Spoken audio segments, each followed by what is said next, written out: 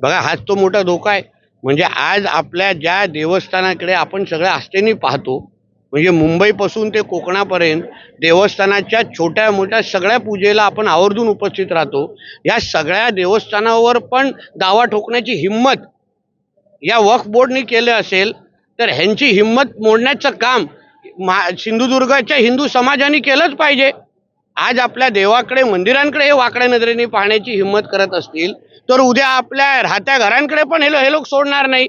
म्हणून या सगळ्या बाबतीमध्ये अभ्यास करून मीही संबंधित प्रशासनाशी बोलणार आहे, पोलीस खात्याशी बोलणार आहे, जेणेकरून अशी ही जी काय मस्ती सुरू केलेली आहे ही हिंमत कशी तोडता येईल यावर निश्चित पद्धतीने पावलं उचलली जातील एवढा विश्वास जिल्ह्याच्या जनतेला देतो. राज्यात आणि देशात हिंदुत्ववादी सरकार आहे, यावर ठोस पावलं उचलली जाणार आहे.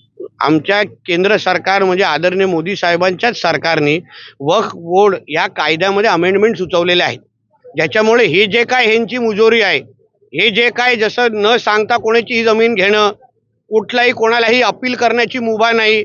आता तुम्हाला आश्चर्य वाटेल, देशामध्ये रेल्वे आणि डिफेन्स नंतर वक्फकडे सर्वात जास्त जमिनी आहेत, त्यांनी सर्वात जास्त जमिनीवर ताबा केलेला आहे. अहो आज आपल्या एक देवस्थानावर ताबा ठोकायला सुरू केलेला आहे. उद्या आपल्या अंगणेवाडीच्या मंदिराकडे करतील, उद्या कुणकेश्वरवर करतील, कुठे हे लोक नजर फिरवतील ना, रामेश्वरवर करतील, मंदिराकडे करतील, कुठेही नजर फिरवतील ना.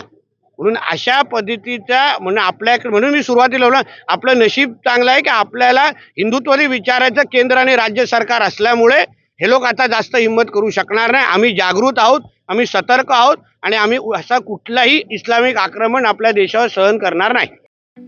ठळक घडामोडींसाठी देशोन्नती न्यूज चॅनलला सबस्क्राईब करा आणि बेल आयकॉन प्रेस करा.